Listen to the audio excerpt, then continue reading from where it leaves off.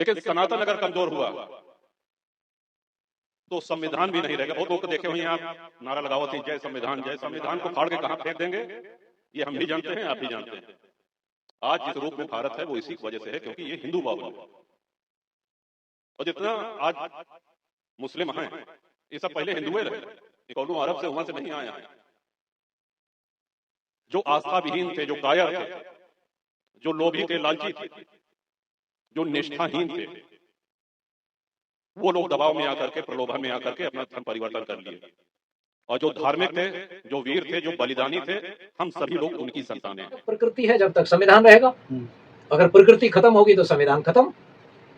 और अगर उन्होंने संकीर्ण होकर के ये बात कही है, संकीर्ण कौन सी, कि भाई अगर वो सनातन का नाम अगर हिंदू को देते हैं, हिंदू धर्म को देते हैं, तो उनकी बात बिल्कुल बेकार है। वो संविधान को समझते नहीं है, वो संविधान की ताकत को नहीं समझते हैं। भारत के संविधान में वो ताकत है कि जो विषम से विषम परिस्थितियों में वो अपने आप को अडिग रखता है। दुनिया के सारे संविधान बदल गए, दुनिया के सारे संविधान बदल गए, संवैधानिक व्यवस्थाएं बदल गई, लोकतंत्र बदल गए, कहीं तानाशाही आई, कहीं सरकार टूटी, कहीं विद्रोह हुआ, कहीं कुछ हुआ।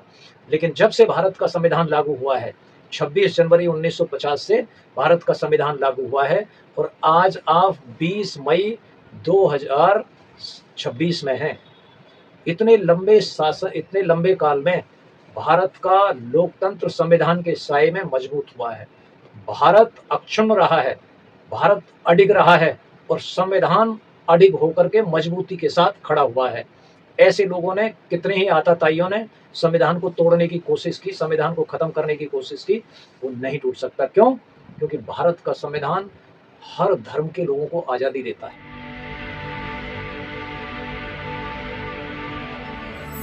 साथियों, जय भीम। मैं मेवालाल और आप देख रहे हैं बहुजन समय। साथियों, इस समय चर्चा में है रघुराज प्रताप सिंह, जो कभी राजा भैया के नाम से जाने जाते थे। उन्होंने एक बयान दिया, सनातन है तब तक संविधान है। जिस दिन सनातन खत्म हुआ वो दिन संविधान को कब कब फाड़ दिया जाए कोई पता नहीं लगेगा। और दूसरा बयान उन्होंने दिया कि जो गद्दार थे वो मुसलमान बन गए। तो आज उनके बयान को लेकर के समाज में बहुत बड़ा रोष है और उनका लोग आलोचना कर रहे हैं। तो उसी मुद्दे पर समझने के लिए आया हूँ। सिद्धार्थ गौतम एडवोकेट हैं। समझूंगा कि आखिर जो देश में महंगाई बढ़ रही है, पेपर लीक हो रहे हैं, और जो तरह तरह के जो बेरोजगार हैं उनको कॉकरोच, कीड़े मकोड़े कहा जा रहा है, क्या जनता को कुछ फर्क पड़ेगा इस पर? तो मैं उनसे पूछा हूँ कि आखिर कैसे देखते हैं। हमारे साथ एडवोकेट सिद्धार्थ गौतम है। सर, सबसे पहले आपको जय भीम। कैसे हैं? जय भीम। आपको बहुत अच्छे हैं, बहुत बढ़िया है। जी जी। मैं आपसे सवाल पूछ रहा हूँ सर। अभी जिसको राजा भैया कहते हैं, रघुराज प्रताप सिंह, एक बयान दिया है कि अगर सनातन रहेगा तो संविधान रहेगा, नहीं तो कब का इसको फाड़ दिया जाएगा। और सोशल मीडिया पर खूब चर्चा में है। कैसे देखते हैं? वो बहुत अच्छी बात कही है, समझदार है वो। अगर वो सनातन का अर्थ समझते हैं तो सनातन का मतलब है प्रकृति। सनातन का मतलब है प्रकृति। जो चीज अनंत है, अनादि है, अनवरत है, असीम है, वो प्रकृति है और वो सनातन है। तो जब तक प्रकृति है, जब तक संविधान रहेगा। अगर प्रकृति खत्म होगी तो संविधान खत्म। और अगर उन्होंने संकीर्ण होकर के ये बात कही है, संकीर्ण कौन सी, कि भाई अगर वो सनातन का नाम अगर हिंदू को देते हैं, हिंदू धर्म को देते हैं, तो उनकी बात बिल्कुल बेकार है। वो संविधान को समझते नहीं है, वो संविधान की ताकत को नहीं समझते हैं। भारत के संविधान में वो ताकत है कि जो विषम से विषम परिस्थितियों में वो अपने आप को अडिग रखता है।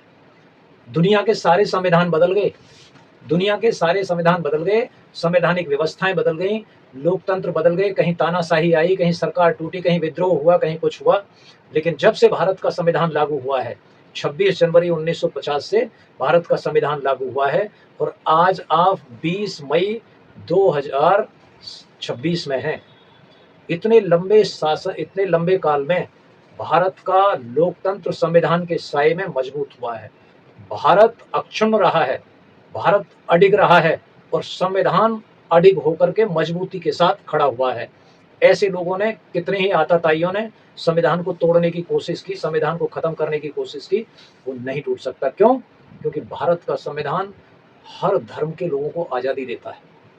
भारत के संविधान में आस्था रखने वाला हर धर्म का व्यक्ति उस संविधान की रक्षा के लिए खड़ा हो जाएगा, चाहे वो हिंदू हो, चाहे मुसलमान हो, चाहे ईसाई हो, चाहे पारसी हो, चाहे सिख हो या बुद्धिस्ट हो या जैन हो, कोई भी धर्म का व्यक्ति, क्योंकि हर धर्म के व्यक्ति को आजादी की कीमत मालूम है। जो संविधान को नहीं मानता उसके लिए भी संविधान है, जो मानता है उसके लिए भी संविधान है।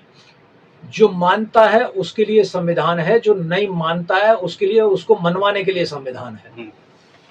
अगर वो नहीं मानता है तो संविधान उसे मनवा लेता है कि हम संविधान हैं, हमारे दायरे में आ जाओ, नहीं तो आप धारा से बाहर हो जाओगे। सर, क्या जो मुसलमान हो गए, सिख हो गए, ईसाई हो गए, वो गद्दार हैं, वो लालच में आ गए, हिंदू धर्म छोड़कर मुसलमान बन गए?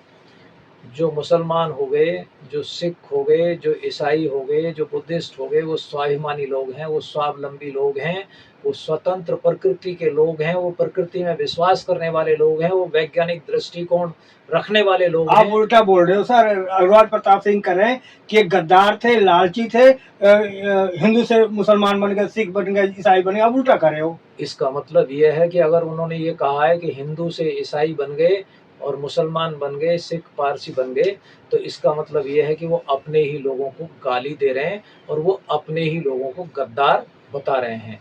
और इसका मतलब यह है कि उन्होंने अपने ही लोगों को बहुत गंदी गाली दी है और वो इस गाली की सजा मिलनी चाहिए उनको। सर, जिस तरह से उनका आलोचना हो रहा है पूरे देश में, कह रहे हैं कि अगर जो इस भाषा में बोल रहे हैं, अगर संविधान ना होता तो इनको सिखा देते हैं कि किस तरह से अब राजा का जमाना नहीं है, अब लोकतंत्र है। उनका जो परवरिश हुई है, जिस परिवेश में उनकी परवरिश हुई है, वो परिवेश किसी, मैं समझता हूँ कि राजशाही से निकल के आए हैं वो, और राजशाही में कहीं ना कहीं मैं समझता हूँ निरंकुशता छिपी रहती है, और निरंकुशता में कहीं ना कहीं उद्दंडता छिपी रहती है। तो जो उद्दंडता है वो निकल करके बाहर आई है, और उद्दंडता लोकतंत्र में कोई जगह नहीं रखती है। सर, मैं आपसे एक जानकारी आपके सामने दर्शक को बताना चाह रहा हूँ कि अभी जो गणना हो रही है, तो लोग पूछ रहे हैं कि जो जाति गणना है ये जनगणना है, क्या है अभी जो हो रहा है? नहीं, अभी देखिए, मैं समझता हूँ कि ये जनगणना हो रही है, ये जनगणना हो रही है, और अभी बहुत स्पष्ट तरीके से, हालांकि प्रधानमंत्री ने ये वक्तव्य दे दिया था कि इसमें जाति जनगणना भी होगी। तो अभी क्योंकि जो हमें देखा जा रहा है कि जो फॉर्म दिए जा रहे हैं उसमें जाति जनगणना का विशेष तौर पर कोई स्पष्ट उल्लेख नहीं है। अगर आपने किया है तो इनमरेशन हुआ है, तो मैं समझता हूँ कि अभी ये इस पर कहीं ना कहीं थोड़ा सा भ्रम है। सर, आपके थ्रू, आप एक वकील के नाते आप जनता का समझाएं, क्या फर्जी भी लोग आ सकते हैं कि ये जनगणना के नाम पे आपसे क्या क्या सवाल पूछे जाएंगे? देखिए, मैं एक बात मान के चलता हूँ कि जनगणना के हिसाब से भी, और स्पेशल इंटेंसिव रिवीजन के माध्यम से भी, और रिवीजन के माध्यम से भी, भारतीय जनता पार्टी और भारतीय जनता पार्टी से जुड़े हुए संगठनों ने कुछ ऐसी व्यक्तिगत जानकारियां लोगों की हासिल कर ली हैं, और उन व्यक्तिगत जानकारियों के आधार पर वो अपना जो चुनावी गणित है उसको तैयार करते हैं, और उस चुनावी गणित को तैयार करने के लिए वो आपसे जो भी प्रश्न पूछेंगे वो उसमें उनका अपना स्वार्थ निहित होगा, और वो नकली लोग भी वो आएंगे गवर्नमेंट के। जनता के लिए क्या सावधानी बरतने के लिए बोलेंगे सर? मैं जनता के लिए सावधानी बरतने के लिए ये बोलूँगा कि जो भी उनके पास आए कोई भी जानकारी लेने के लिए, तो उसका कोई दस्तावेज का हवाला लें कि भाई आप किसने ऑथराइज किया है आपको, आपके पास क्या सर्टिफिकेट है, या क्या आइडेंटिटी कार्ड है, क्या लेटर है कि जिसके माध्यम से आप ये जानकारी हासिल करने के लिए आए हैं। तो उसकी पूरी जानकारी लेने के बाद ही उसको अपने जो व्यक्तिगत विवरण है वो दें। बहुजन समाज जात में क्या लिखे और धर्म कलम में क्या लिखे? ये तो व्यक्तिगत अपनी आदमी की स्वतंत्रता है। एक व्यक्ति इस बात को निर्धारित नहीं कर सकता कि वो व्यक्ति अपने आप के बारे में, बहुजन समाज के बारे में क्या लिखे, क्योंकि बहुजन समाज में 6,743 जातियां हैं। लेकिन मैं यहाँ एक बात कहना चाहूँगा कि मैं जाति विहीन समाज चाहता हूँ, और जब जाति विहीन समाज चाहता हूँ कि जिस आस्था के साए में जाति विहीन समाज पनप सकता है, वो उस आस्था को व्यक्त करे। सर अगर समाज बौद्ध धर्म लिखता है तो बौद्ध धर्म में तो जातियां नहीं होती, तो उसमें जात कॉलम तो आएगा नहीं फिर। तो आपने मेरी बात को स्पष्ट कर दिया और अपने प्रश्न का जवाब दे दिया। तो सवाल यह है कि जो आपको अधिकार मिला है, आरक्षण मिला है, जाति का आधार तो मिलता है सर। आरक्षण तो आप अगर आज की डेट में ये देखते हैं कि बुद्धिस्ट लोग हैं उनको आरक्षण मिल रहा है, क्योंकि वो अपनी कैटेगरी को बरकरार रख सकते हैं बुद्धिस्ट होने के बावजूद भी, तो आरक्षण के लिए पात्र रहेंगे आप। जी सर, क्या न्यायपालिका से अभी भी न्याय की उम्मीद है सर? देखिए, अगर उम्मीद है तभी न्यायपालिका कायम है। अगर उम्मीद नहीं होती न्यायपालिका को उखाड़ के फेंक देते लोग। अभी उम्मीद है। आप ये कहिए कि सुधार की गुंजाइश है यानी न्यायपालिका में। जैसे जैसे तीखी आलोचना होती चली जाएगी और जैसे जैसे अनर्गल बयानबाजी से हमारे जज रुकते चले जाएंगे या उन पे अंकुश लगाएगी जनता या उनकी आलोचना होगी पब्लिक में, तो वो आने वाले जो न्यायाधीश हैं वो थोड़े सतर्क हो जाएंगे और संयम में रह करके और जो एक न्यायाधीश की क्वालिटीज़ होती हैं उनको डेवलप करेंगे और जनता के अंदर एक विश्वास जगेगा। सर, जिस तरह से सीजीआई ने बयान दिया है, बेरोजगार के लिए बोला तिलचट्टा, कॉकरोच, कीड़े मकोड़े, ये बयान कैसे आपको लगता है सर? कहा है कि परजीवी, और वकीलों को भी कहा कि ये फर्जी एडवोकेट आते तो का वकीलों को जांच होनी चाहिए सर। बहुत गंभीर बयान है, बहुत गंभीर बयान है। एक न्यायाधीश ने संविधान की भावना के विरुद्ध जाकर, सामाजिक न्याय के विरुद्ध जाकर लोगों की अभिव्यक्ति की आज़ादी पर कुठाराघात किया है। ये न्यायाधीश को ये बयान उनके पद की गरिमा के विपरीत है और संविधान और लोकतंत्र के विपरीत है। एक न्यायाधीश को इतनी हल्की बात नहीं कहनी चाहिए। और मैं देखता आ रहा हूँ कि भारत के कई मुख्य न्यायाधीश कहीं ना कहीं संतुलन में रहते हैं कुछ समय तक और कुछ समय के बाद वो अपना संतुलन खो देते हैं। हर मुख्य न्यायाधीश कोई ना कोई गलती कर बैठता है और वो गलती कर बैठना ही उन न्यायपालिका की छवि को धूमिल कर देता है। हर मुख्य न्यायाधीश की, मैंने कई न्यायाधीशों के ऐसे, चाहे वो गोगोई रहे हों, चाहे मिश्रा रहे हों, चाहे ये अपना पीछे गवई साहब रहे हों, चाहे वर्तमान न्यायाधीश हों, इन न्यायाधीशों ने एक ना एक पल पर जाकर के वो संतुलन खो दिया है जो न्यायाधीश के अंदर बना रहना चाहिए, जिसे कुछ मापदंडों से ऊपर उठ करके काम करना चाहिए, कुछ चीज़ों से ऊपर उठ करके हमेशा काम करना चाहिए और वहीं उनकी मानसिकता होनी चाहिए। और इस तरीके के बयान देना किसी सामाजिक हैंगओवर का एक लक्षण है। क्या फर्जी वकील भी होते हैं? क्या इनका डिग्री चेक होना चाहिए? नहीं, फर्जी वकील होते हैं तो उसकी प्रक्रिया है ना, बार काउंसिल ऑफ इंडिया बना हुआ है, उसके लिए वेरिफिकेशन चल रहा है। और जो लोग कहीं फर्जी डिग्री लेकर के आ रहे हैं उनको अलग किया जा रहा है, उनको छांटा जा रहा है, उनके बारे में छानबीन हो रही है, उनके सर्टिफिकेट्स की जांच हो रही है। तो वो एक प्रक्रिया है। हर जगह फर्जीवाड़ा कहाँ नहीं है? फर्जीवाड़ा कहाँ नहीं है भाई? कहाँ? आप सहमत हैं इनका जांच होना चाहिए वकीलों का? बिल्कुल, मैं बिल्कुल सहमत हूँ कि जहाँ कहीं इस तरीके की अगर घटनाएं आती हैं, इस तरीके के कहीं वाक़े आते हैं, तो ऐसे लोगों को जरूर जांच की जाए और उनको सिस्टम से बाहर किया जाए। लेकिन मैं ये नहीं कहना चाहता कि भाई सभी वकीलों पर आप उंगलियां उठाएं या उनको कॉकरोच कहें, या किसी जो बेरोजगार जमात है भारत की, पढ़ी लिखी जमात है, बुद्धिजीवी जमात है, वैज्ञानिक हैं, साइंटिस्ट हैं और डॉक्टर हैं, इंजीनियर हैं, उन्होंने पढ़ाई लिखाई की है, उनको आप कॉकरोच का दर्जा दे दें, ये कहीं ना कहीं आपकी कुंठित मानसिकता। सर, वो बेरोजगार आपको एक्टिविस्ट लग रहे हैं, आपको सोशल मीडिया में जा रहे हैं, आप वकील बन रहे हैं, तो उनका कौन सा गलत काम कर रहे हैं सर जो उनके ऊपर आरोप लगा रहे हैं? ना, मैं इसीलिए कह रहा हूँ कि वो सामाजिक न्याय के विरुद्ध काम किया उन्होंने। अभिव्यक्ति की आज़ादी पर कुठाराघात किया है उन्होंने संविधान के विरुद्ध काम किया है, उन्होंने अपने पद की गरिमा के विरुद्ध ये वक्तव्य दिया है।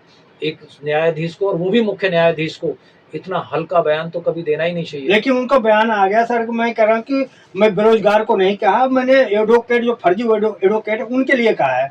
नहीं, वो सिर्फ अपनी बात को तोड़ मरोड़ के पेश करने की कोशिश कर रहे हैं, अपनी छवि पर जो दाग लग गया है उसे मिटाने की कोशिश कर रहे हैं, जो अमिट है। जी सर, महंगाई बढ़ती जाएगी तुम देखते रही हो, एक गाना है ना सर, तो जब महंगाई बढ़ जाती कभी कम हुआ है सर? नहीं, महंगाई इसलिए कम नहीं हो सकती कि भाई पे कमीशन आ रहा है, पे कमीशन में लोगों की तनख्वाहें बढ़ेंगी, लोगों के डीए बढ़ेंगे। भाई आपके जो जितने भी गवर्नमेंट एम्प्लॉइज हैं उनके लिए पे कमीशन आएगा, उनकी तनख्वाहें दुगनी तिगनी होंगी, उनका डीए बढ़ता चला जाएगा, उनकी परचेज पावर बढ़ती चली जाएगी, और जो आम जनता है उसको वही जो है मिनिमम वेजेस मिलेंगे। और कई जगह तो वो मिनिमम वेजेस भी नहीं मिले, मिनिमम वेजेस का आधा वो उनकी पगार मिलती है, उनकी मजदूरी मिलती है, उनकी परचेजिंग पावर कम होती चली जाती है। तो इस तरीके से जो महंगाई की मार है वो गरीब आदमी पर पड़ती चली जाती है, और अमीर और गरीब के बीच में जो गैप है वो बढ़ता जा रहा है। सर, जनता के लिए कोई फर्क पड़ेगा, जैसे पेपर लीक हो जाना, महंगाई बढ़ जाना, गैस का दाम बढ़ जाना, तेल का दाम बढ़ जाना, जनता को कोई फर्क पड़ता है? जनता कुछ सोई हुई है। धर्म के धंधे में सब अंधे हो गए हैं, धर्म के धंधे में सब अंधे हो गए हैं। उन्हें ना पेपर लीक होना नजर आ रहा है ना जी, और ना ये पेट्रोल के दाम बढ़ते हुए नजर आ रहे हैं, ना उन्हें महंगाई नजर आ रही है, ना बेरोजगारी नजर आ रही है। ये सारी चीजें लोगों ने, धर्म का जो पर्दा है उसने इनको अंधा कर दिया जनता को। आप देखिए पिछले 2014 से कोई पेपर, कोई भी परीक्षा ऐसी नहीं है कि जिसका पेपर लीक ना हुआ हो।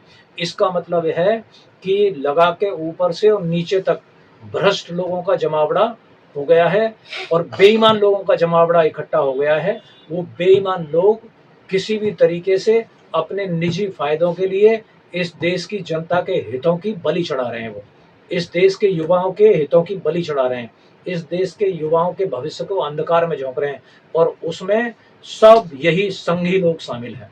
जी सर, राहुल के भाषण में और उनके आचरण में कोई अंतर नजर आता है आपको? बहुत बड़ा अंतर है, बहुत बड़ा अंतर है। राहुल जी को नाटकबाजी कम और जमीन पर विपक्ष की भूमिका बहुत गंभीरता से निभानी चाहिए। ठीक है, मैं समझता हूं कि देखिए कांग्रेस ने बहुत बड़ी गलतियां की हैं देश में, कांग्रेस ने बहुत बड़ी गलतियां की हैं। उन कांग्रेस की गलतियों की सजा आज हम भुगत रहे हैं, और कांग्रेस की गलतियों की सजा हम बीजेपी के रूप में भोग रहे हैं। अगर कांग्रेस गलतियां नहीं करती तो बीजेपी जैसा ये भ्रष्टाचारियों का जो एक मंडली है ये सत्ता में नहीं आती। ये कांग्रेस अगर अपने आप को संतुलन में और सामाजिक न्याय की अवधारणा के तहत काम करती आती और संविधान को जमीन पर उतारने का काम करती, तो मैं समझता हूं कि भारत में जिस तरीके की समस्याएं आज हमारे सामने खड़ी हैं नहीं होती। आज भारतीय जनता पार्टी जैसा मैं तो दानव कहूँगा, क्योंकि ये सामंतवादियों की जमात है, सामंतवादियों की जमात है। ये सामंतवादी सत्ता में हावी नहीं होते। आज भी समय है, समय रहते हुए विपक्षी पार्टियों को इस सामंतवादी लोगों को सत्ता से बेदखल करने के लिए सबको एकजुट हो जाना चाहिए, सबको एकजुट हो जाना चाहिए। अभी अंतर्राष्ट्रीय स्तर पर ऐसे कई उदाहरण प्रस्तुत हुए हैं कि जहां पर सामंतवादी सत्ता में काबिज हो गए थे और उन्होंने तानाशाही के बल पर सत्ता को नचाया था, और आज जनता ने उनको बहुत बढ़िया जवाब दिया है, सत्ता से बेदखल कर दिया है। जी, लास्ट सवाल सर, यूजीसी के मुद्दे पर कोई भी पार्टी खुलकर समर्थन नहीं आ रही सर, केवल जंतर मंतर पर चंद्रशेखर और स्वामी प्रसाद मौर्य खुल के यहाँ समर्थन में आए थे, लेकिन कोई पार्टी खुल के नहीं आ रही, क्या कारण सर? देखिए, पहली बात तो ये है कि ये हमारे देश में आज विपक्ष बटा हुआ है, हालत ऐसी हो गई है। मैं इस बात को संकोच के साथ कह रहा हूँ, निसंकोच कह रहा हूँ मैं इस बात को, कि जैसे जंगल में कोई एक शेर आ जाता है तो 100 हिरणों का झुंड 100 दिशाओं में भाग जाता है। आज ठीक उसी तरीके से विपक्षी पार्टियां 100 दिशाओं में भाग रही हैं। अगर ये सारी विपक्षी पार्टियां अपनी दिशा तय कर लेंगी और एक दिशा तय कर लेंगी तो देश में कोई भी पार्टी निरंकुश होकर के शासन नहीं कर सकती। ये लोकतंत्र है, लोकतंत्र में बहुत बड़ी ताकत होती है।